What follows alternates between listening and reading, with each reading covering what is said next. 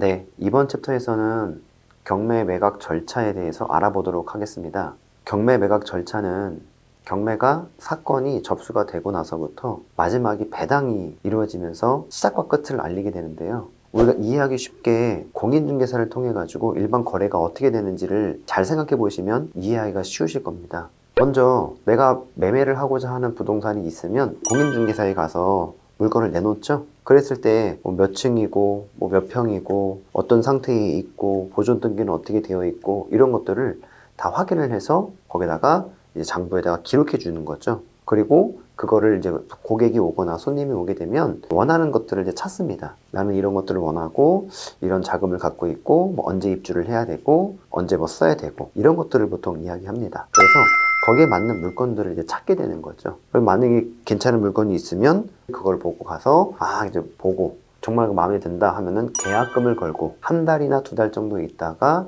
오늘 중도금을 치르는 경우도 있고, 그렇지 않고 잔금을 한두 달 후에 치르면서 소유권 이전을 하거나 아니면 이제 이사를 해서 거주하면서 살게 되는 형태가 놓여지게 되는 거죠. 이처럼 공인중개사 통해서 진행했을 때 일반 물건들은 물건을 보고 내 맞는 조건을 찾고 거기에 맞는 물건을 얼마인지 체크한 다음에 물건을 봤을 때 마음에 들면은 계약금을 넣고 그 다음 잔금을 치게 되는 형태가 이루어지게 됩니다. 근데 경매 같은 경우도 어떤 식으로 이루어지게 되냐면, 먼저 경매를 신청했던 신청자가 있는데 신청했던 사람을 보통 채권자라고 하죠. 채권자가 이 해당하는 물건을 팔아주세요 라고 해가지고 의뢰를 합니다. 근데 팔아주세요 라고 했을 때 팔아달라고 했던 그 채권자의 입장 자체가, 지위 자체가 이 물건을 팔아도 되는지 안 되는지에 대한 합법적인 여부를 먼저 법원에서는 확인을 해요. 쉽게 생각하자면 길거리 지나가고 있는 사람 마음에 안 든다고 해가지고 제가 가지고 있는 부동산 팔아버릴 거야 라고 하면은 이게 되겠어요, 안 되겠어요? 안 되죠. 왜 안 되나요?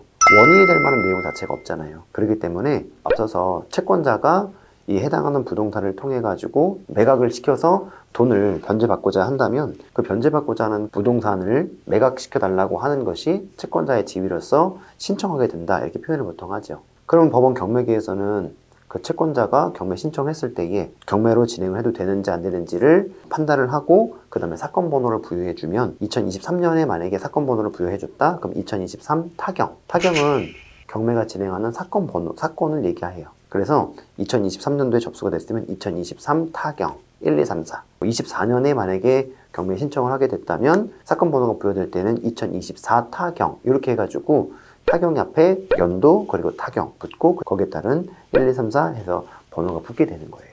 이렇게 해서 경매에 대해서 매각을 하기 위해서 절차를 돌입하게 됩니다. 그게 보통 이제 배당 요구 종기를 정해놓고 이해관계인들에게 쉽게 말하면 편지를 막 보내요. 문건은 성달을 보내고 그 이해관계인들이 거기에 따라서 이제 접수를 이제 하게 되면 난 이거 돈 받을 거 있으니까 돈을 이제 받겠다 해서 배당 요구 종기일까지 배당 신청서도 작성하기도 하고 교부 청구를 하기도 하고, 이렇게 자기의 권리를 주장하는 것이 약 한 3, 4개월 정도의 그 기간이 있고, 그것이 모두가 다 수립이 되면 그 다음에 한 두세 달 있다가 매각일이 잡히게 됩니다.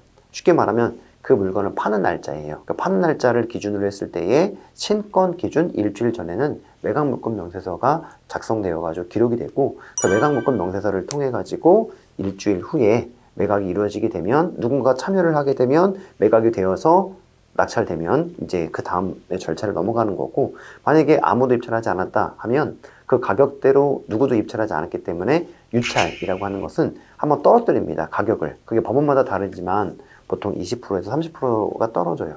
예컨대 1억짜리가 20% 떨어졌다 그러면 8천만 원이 되고, 거기서 또 아무도 입찰하지 않아서 또 떨어졌다 하면은 80%에 또 다시 20%가 되기 때문에 64%가 되는 거죠. 그런 식으로 하면서 계속 차감이 되는 겁니다. 그럼 만약에 입찰을 했을 때 누군가가 낙찰을 받게 되면 그 이후로 매각 허가가 나오고 그 다음 매각 확정이 되면 확정 이후에 한 달 이내에는 잔금을 치면서 자기 소유권 이전할 수가 있어요. 잔금 치고 나서 법원에 잔금을 내게 되면 경매계장님이 그거를 다 계산을 해가지고 그 각각의 이해관계들에게 배당 기일을 정해놓고 그때 배당을 이제 주게 됩니다.